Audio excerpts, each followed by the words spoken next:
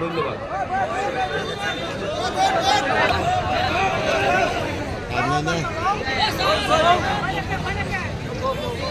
এতিয়া জয়নিং আৰু আদৰণি হ'ব ইছলামক আহিবলৈ অনুৰোধ জনালো। এই আপোনালোকৰ মাজত খায়ৰুল ইছলাম চাহাব, আপোনালোকে এটা হাত চাপৰি দিব পাৰে। আমাৰ মাজত আমাৰ প্ৰায় প্ৰত্যেক ৱাৰ্ডৰ সদস্যসকল, তেওঁলোকক আদৰণি জনাব।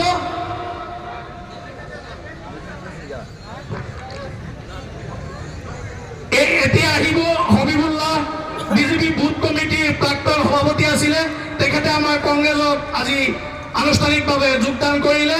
আপোনালোকে এটা হাত চাপৰিৰে তেওঁলোকক আদৰণি লওক। এতিয়া আছে বিজেপিৰ বুথ কমিটিৰ সদস্য জিয়াউৰ ৰহমান, তেখেতক আমাৰ বিধায়ক মহোদয়ে আমাৰ মাজত আঁকোৱালি ল'ব। এয়া হ'ল আমাৰ জিয়াউৰ ৰহমান, আপোনালোকে এটা হাত চাপৰিৰে আঁকোৱালি লওক। মুজাহিদ আলম, বিজেপিৰ কৰ্মী, তেখেত আজি আমাৰ মাজত আছে, কংগ্ৰেছ দলত যোগদান কৰি আছে। আমাৰ মাজত আছে আমাৰ ৰূপহী কলেজৰ প্ৰাক্তন GS তথা আমাৰ কংগ্ৰেছৰ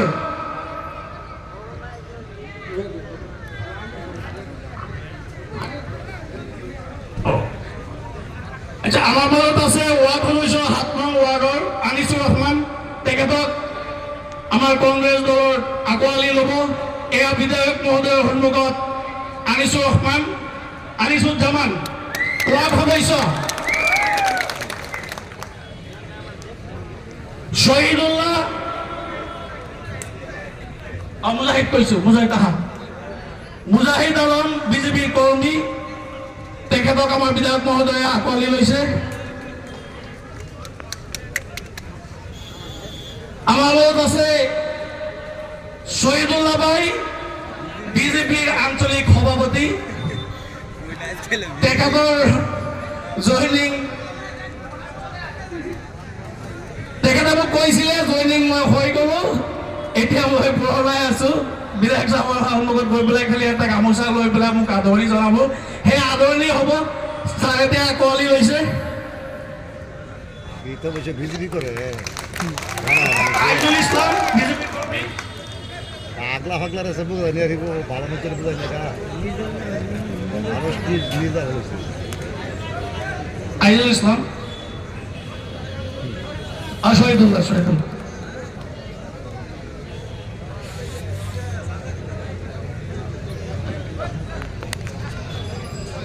এতিয়া হ'ব চিনাকি পৰ্ব। আমাৰ মাজত আছে ৱাৰ্ড সদস্য আমাৰ সাদ্দাম হুছেইন,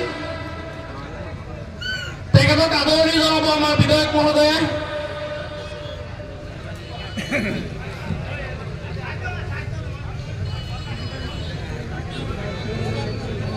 সুৰজ আলী, সমাজকৰ্মী,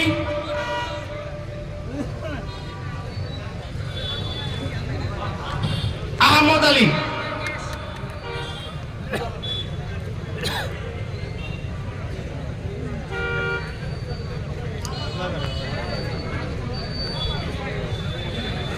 এক নম্বৰ ৱাৰ্ড, ভূটানৰ 10 নম্বৰ ৱাৰ্ড আছিলে আগতে, এতিয়া 1 নম্বৰ ৱাৰ্ড আহমদ আলী।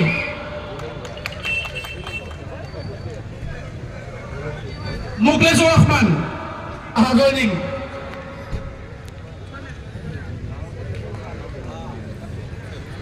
এতিয়া আমি আদৰণি পৰ্ব চলাম। ইতিমধ্যে হৈ গৈছে আমাৰ জয়নিং। এতিয়া আদৰণি পৰ্ব, এতিয়া সভাপতিক আদৰণি জনাব আছাদুল ইছলাম চাহাবে। আমাৰ বিধায়ক মহোদয়ক আদৰণি জনাব ফৰিদ আলম চাহাবে। আৰু আমাৰ দায়িত্বত থকা সকলো সন্মানীয় ব্যক্তিসকলক আদৰণি জনাবলৈ জনোৱা হ'ল। এতিয়া বিধায়ক মহোদয়ে দুহাৰ ৰাখিব আপোনালোকৰ আগত। দায়িত্বত থকা সমূহ সন্মানীয় ব্যক্তিসকলক আদৰণি জনাবলৈ অনুৰোধ জনালোঁ।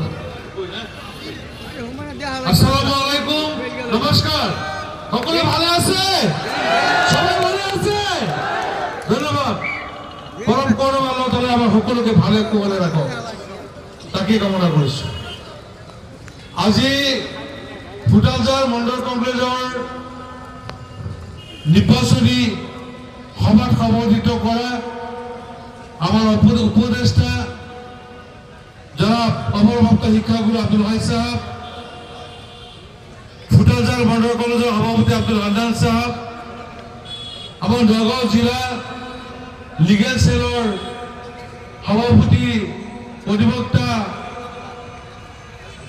আবুল হুসেন সাহেব, বগুড়াগুড়ি ব্লক কংগ্রেসের সভাপতি আমির হামজা ডাঙরিয়া, বগুড়াগুড়ি ব্লক কংগ্রেস নির্বাচনী প্রচার কমিটির সম্মানীয় সভাপতি জনাব ফজলুল করিম সাহেব, প্রাক্তন জেলা পরিষদের সদস্য সেলিম জাভেদ ডাঙরিয়া, মোৰ সতীৰ্থ বন্ধু অধিবক্তা মেহেদী ডাঙৰীয়া, মঞ্চত উপস্থিত থকা নগাঁও জিলা কংগ্ৰেছৰ সম্পাদক মহিলা কংগ্ৰেছ বগুড়াগুড়ি মহিলা কংগ্ৰেছৰ সভানেত্ৰী ডাঙৰীয়ানী, অসম প্ৰদেশ কংগ্ৰেছ মহিলা কংগ্ৰেছৰ জ্যেষ্ঠ উপসভানেত্ৰী মোৰ সহধৰ্মিনী ৰায়হানুল বেৰাজ ডাঙৰীয়ানীকে প্ৰত্যক্ষ কৰি সন্মানীয় মহিলাসকল, মহিলা মণ্ডল কংগ্ৰেছৰ সভানেত্ৰী ডাঙৰীয়ানী, যুৱ কংগ্ৰেছ NSY মাইনৰিটি সেলৰ সভাপতি ডাঙৰীয়াকে প্ৰত্যক্ষ কৰি মঞ্চত উপস্থিত থকা আমাৰ কংগ্ৰেছ দলৰ বিভিন্ন স্তৰৰ কৰ্মকৰ্তাসকল, সেৱাদল, যুৱ কংগ্ৰেছ, NSY, মহিলা Congress, minority cell, young brigade, আমাৰ উপদেষ্টাসকল, সন্মানীয় আলেম ওলামাসকল, ওলামা কাউন্সিলৰ সন্মানীয় বিভাগীয়সকল, মোৰ শ্ৰদ্ধাৰ মুৰব্বীসকল, আই মাতৃ ভাই ভনীসকল, যুৱক বন্ধুসকল, সময় কম, নামাজৰ সময় বেছি সময় নাই, 15 মিনিট সময় আছে। মই দীঘলীয়া বক্তব্য নাৰাখোঁ আৰু ইয়াক মোৰ দীঘলীয়া বক্তব্য ৰাখিব লাগে বুলি মই নাভাবোঁ। এইকাৰণে নাভাবোঁ যিহেতু আজি এই পঞ্চায়তটো মোৰ নতুন নহয়, মোৰ পুৰণা পঞ্চায়ত। আজি মোৰ ভাল লাগিছে যে পুৰণা সতীৰ্থ সকলোকে মই আজি পাই গ'লো।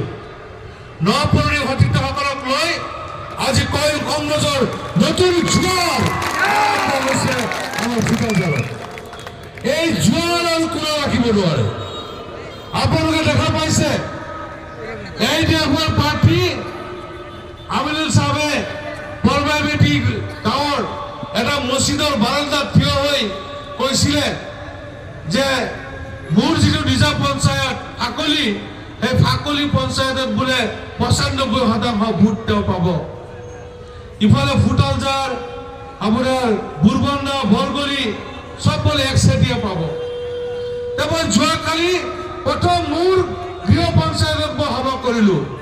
আপোনালোকে ফটো চাইছে নে নাজানো, ছ'চিয়েল মিডিয়াত দেখা পাইছে নে কোনোবাই? শিল নল ভাঙি এটা গড় মানুহ বাকী নাই যিটো ঘৰৰ পৰা এজন মানুহ অহা নাই।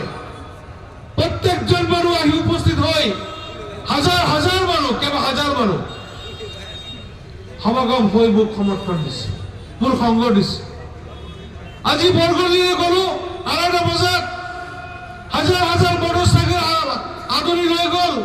তাত গৈ দেখা পাইছোঁ যে তাতো এনেকুৱা মোৰ সমষ্টি, মোৰ পঞ্চায়ততকৈ তাতো কম নহয়, তাতো শিল ধৰ ভাঙি মানুহ আহিছে হাজাৰ হাজাৰ, প্ৰায় ৬-৭ হাজাৰ মানুহ।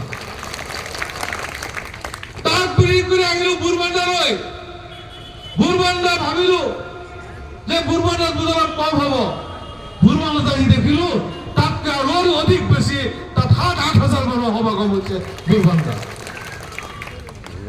গতিকে সিদিনা আপোনালোকে ইয়াত মই সভা কৰি গৈছোঁহে। তথাপি আজি আপোনালোকে সকলোৱে ওলাই আহি কংগ্ৰেছক মোক যিখিনি সমৰ্থন দিলে, মোক যি মৰম যাচিলে, মই তাৰ কাৰণে আপোনালোক সকলোকে ধন্যবাদ আৰু কৃতজ্ঞতা জ্ঞাপন কৰিছোঁ। ৰূপয়া সমষ্টি যেনেকুৱা মোৰ এটা পৰিয়াল, সেই আমাৰ ফুটালজাৰো আমাৰ এটা পৰিয়াল, ফুটালজাৰ পঞ্চায়তৰ মানুহখিনি মোৰ এটা পৰিয়াল। মই এই পৰিয়ালৰ সদস্য হিচাপে মই গৰ্ব কৰোঁ, মই গৰ্বিত। গতিকে ইয়াত মই বেছি কথা ক'ব লাগে বুলি নাজানো, নাভাবোঁ।